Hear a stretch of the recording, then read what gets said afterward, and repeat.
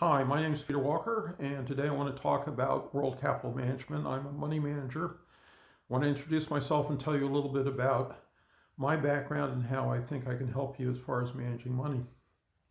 First of all, a little bit about my background. I started out as an analyst for Charles Schwab when he was a much smaller company. And I did basically all his projections as far as analysis having to do with commissions, bank loan projections, commission structures, demographics for marketing, and putting into offices around the country, et cetera. So I basically put together any kind of analysis the company needed in order to make business decisions.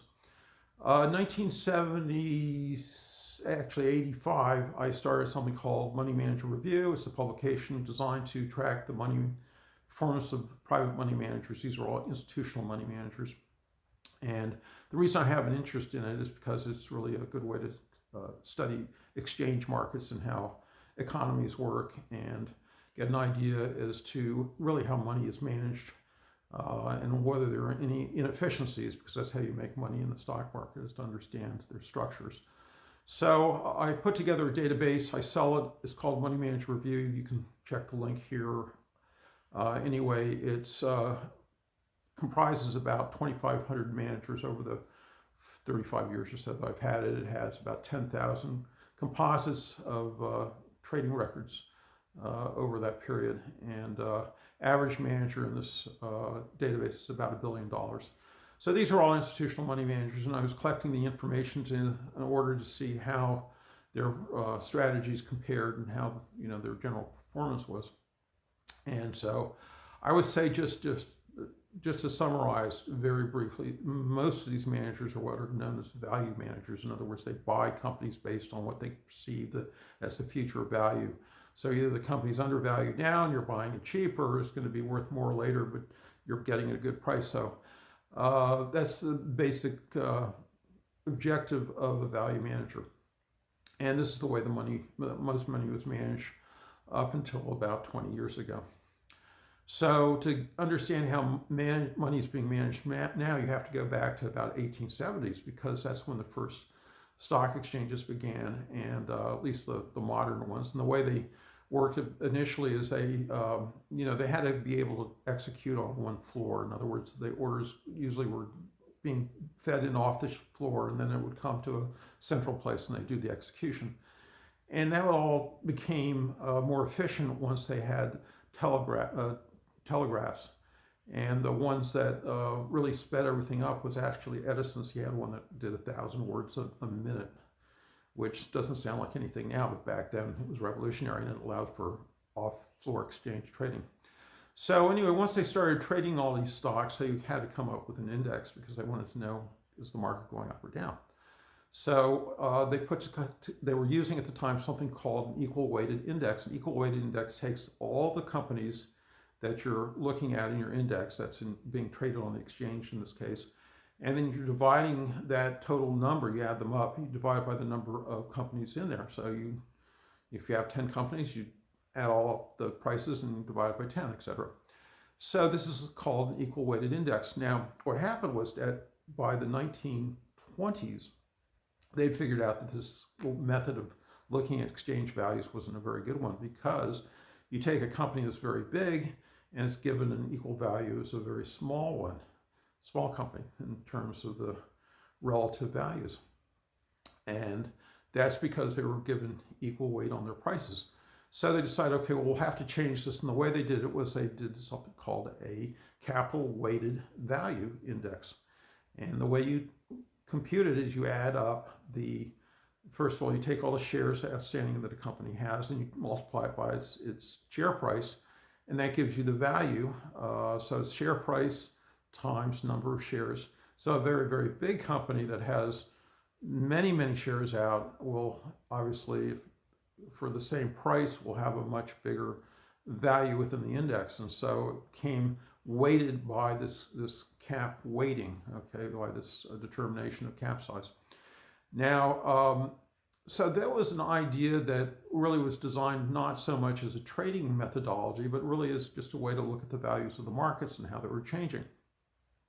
in pretty much in real time. So this went on for a number of years, and then by 1975, a company by the name of Vanguard that was doing a who was doing a mutual fund, put out a mutual fund based on the S&P 500, and this was the first time that a person could then buy into one of these capital weighted indexes. And the thing about the S&P 500, which is so important, is that it covers about 80% of the capital value of the United States traded shares. So, so it's a very broad index, and it gives a lot of distribution in terms of risk.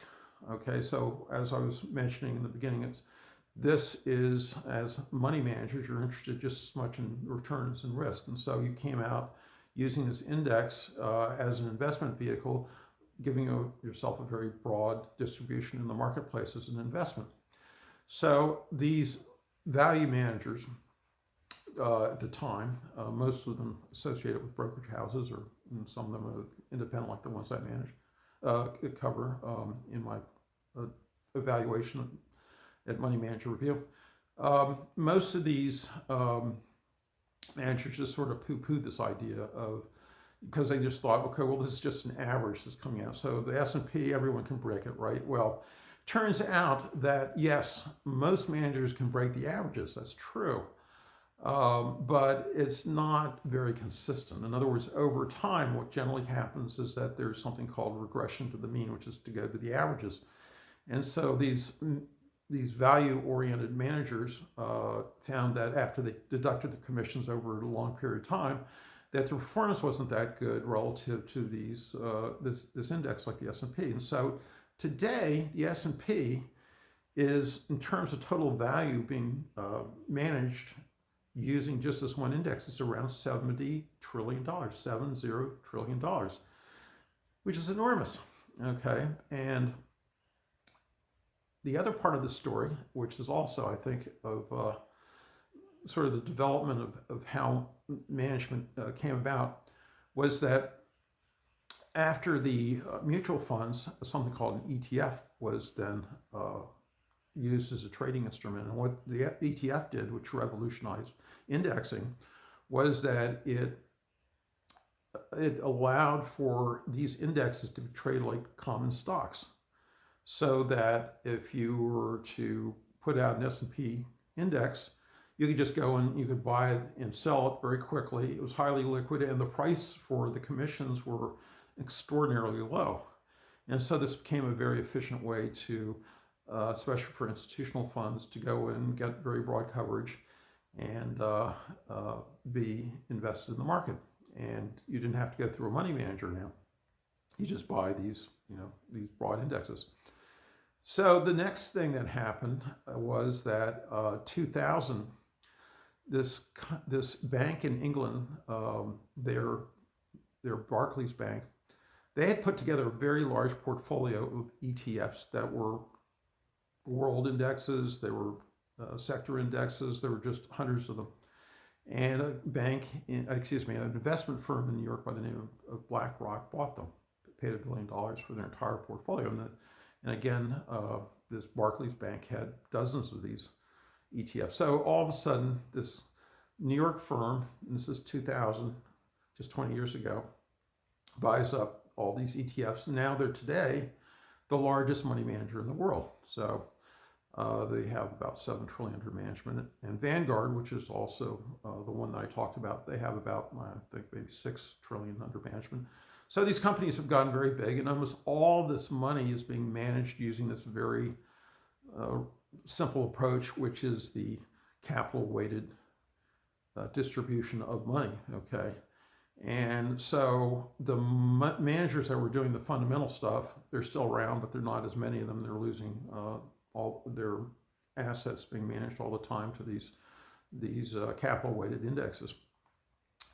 So why am I telling you all this? Well, okay, so the reason is because if you look at your indexes, okay, let's just take an example like the S&P 500.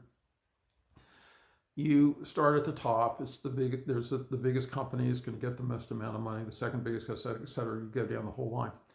And it's all based on the principle that size is the way you distribute money. Okay, well, that's not really the way the markets entirely work. I mean, size is very important. The more capital there, obviously, the more capital you have to work with, the more options you have as a company. But not all these companies are growing at the same rate or in the same direction. Okay, so I won't go through but a few examples. Obviously, in the last 5, 10 years, the technology companies are growing and the fossil fuel companies are not growing. Okay, so why would you want fossil fuel companies in your portfolio? Okay, so the way we manage this, okay, is we start at the top of the size distribution of the markets. Okay, there are about 5,000 stocks that are generally looked at that are big enough to be traded on exchanges. And you go down, starting at the top, and you look for stocks that are trading at 2 or 3 or 4 times as fast as the averages. Okay, this is a long-term trend we're talking about. So we're not trying to predict what's going to happen, a week or a month or whatever. You're just following the long-term trend. So we take out these big companies that are growing very quickly.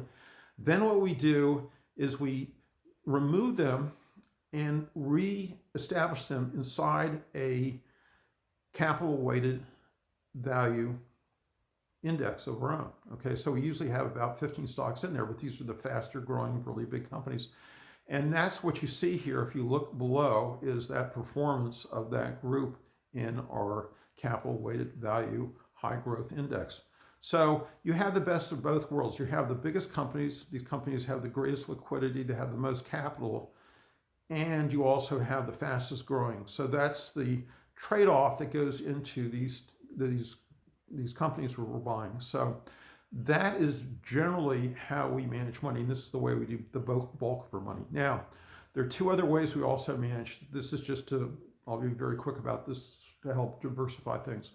One is that we take the top performing technology indexes, because these are the ones that are growing also the fastest. Technology generally is a group that historically really leads markets in general. And so we take these technology companies and we find the top 10%, 10% of them. So we track about 100 of these. Take the top 10% and we put them together into our additional index. So we have another index there that we do. And finally, the third thing we do is we take small cap companies. We have a very small group of small cap companies that we also cap weight. And these are often companies, again, that are in fast growing areas, often medical, et cetera.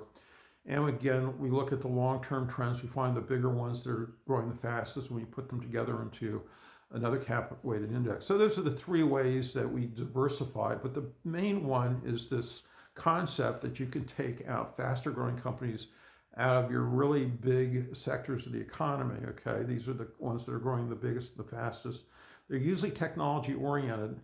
That allows them to grow very quickly. I mean, they're mostly international in terms of their scope, and so their market is huge. And those are where we put our money. So that's how we manage money. If you want to track our performance, just leave your email. We will send you out notices regularly. But this is something that if you are interested in, please get in touch with us. We can talk more about it. Thank you very much for your time, and I hope this explains how we manage money, and we'd love to work with you. Thank you.